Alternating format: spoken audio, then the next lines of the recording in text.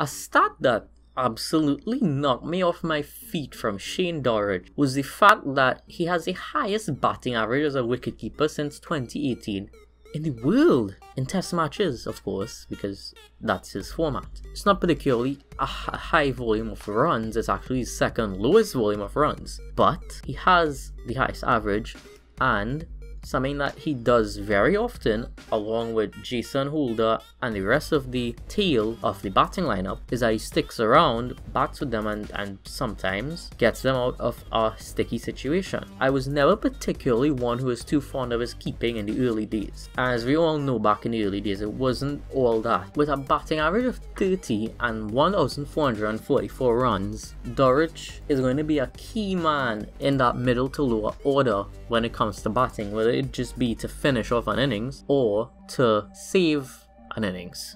Now, last time he was in England, he endured a very rough time. But since then, his career has actually been on the up and upwards compared to many players like Shea Hope and Ruston Chase, who have actually declined, at least stats wise, when it comes to test match cricket. Joshua Da Silva is the backup keeper, and many would say, including myself, that he should be in the main squad. Not as a keeper, definitely give the keeping gloves to Shane Dorridge, but Joshua Da Silva, just on his batting alone, you look at that warm-up match where Joshua Da Silva opened the batting and carried his bat through the entire game. 133 not out in the first innings and 56 not out in the second innings is epic batting, and I had actually really started to appreciate his batting after seeing him play in the 2019 Super 50 tournament, in which he scored a century and a half century.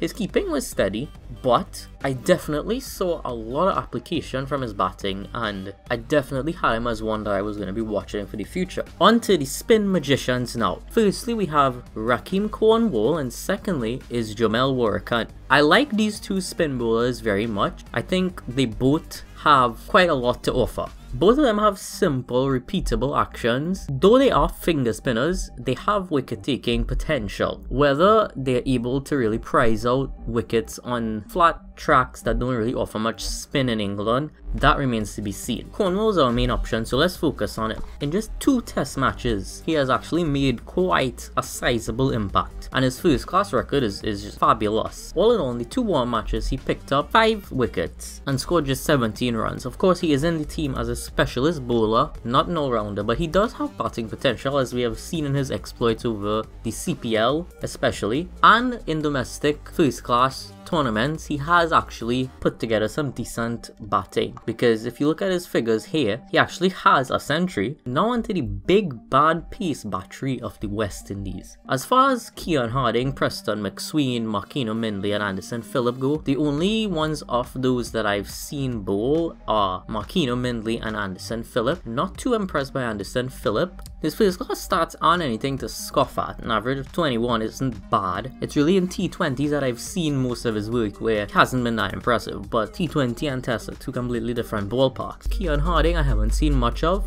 but I've heard good from him. Preston McSween also haven't seen much of, but he is another left arm option, so that's something to keep in mind. Just to add to some variation in the attack, Kemar Roach, the leader of the pace attack for West Indies, with 193 wickets to his name and chasing down the leading wicket takers of the West Indies. He is a phenomenal bowler of this day and age for West Indies, and he's going to be called upon to lead the attack after having a very good tour of England last time out and having a sensational time when England toured just last year. His exploits in the warm matches were modest, but his form going into quarantine was very good, and he is a very consistent bowler. Skiddy type bowler, just the right nagging type of pace. He's able to get movement on the ball, and the English conditions are going to help aid him even more. The fortunes of West Indies, especially given their weak batting, is going to lie very heavily on Kemar Roach, because if he doesn't perform well, the balance of the bowling is going to be thrown heavily onto the other shoulders of the bowling attack. On to Shannon Gabriel, a bowler who has made magnificent strides ever since his debut. Back then he had the pace, but he was namely just a tearaway bowler, problem that still plagues him till this day is his no ball issue, which he has worked and done very well in correcting, but it's something that is still there sometimes and could still provide a nagging pain for West Indies even up till now. But now that he has been officially added to the main squad, I see him playing as much as he can because he is in top form, picking up 4 wickets in each warm-up game. Alzari Joseph has been through many ups and downs in his short career in tests so far. His bowling average is a very high 32, something that is heavily skewed by the fact that his last visit to England was not particularly memorable.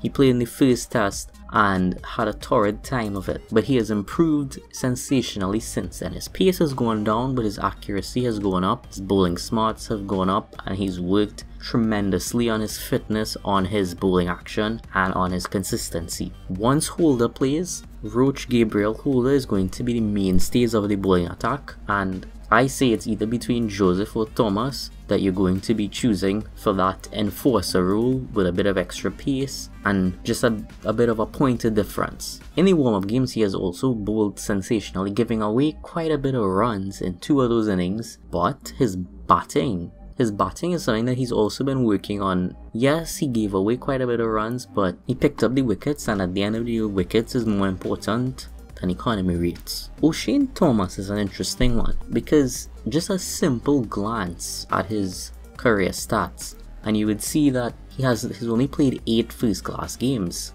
with a total of 17 wickets. He's very much inexperienced in this format, and early on in his career his fitness definitely hampered him from playing more first class games than he would have wanted to play, but he has also worked very much in his fitness on his run up and his action, and obviously he's ready to play Test cricket because why else would he be on the touring party. Thomas isn't in the official squad, so it's not likely that he's going to start in any of these matches unless something would happen to part of the main quartet. But if I was in charge of selection, I would have definitely put him down as that 4th cog in the wheel just because of the extra pace he's able to generate. It is a gamble, and it obviously isn't going to happen unless something were to befall part of the main attack. Finally, we come to Shemar Holder, someone who I am very glad to see on this tour as well. And a lot of people used to talk about Joseph when it came to that under-19 World Cup triumph, but I thought Holder was just as important to that victory. I haven't seen much of him. The limited amount that I've seen from him has been in List A and T20 cricket, so nothing too much to judge him on, but I've enjoyed what I've seen from him so far, and I think he could definitely be part of something bigger when it comes to playing Test cricket. Rounding up the West Indies preview,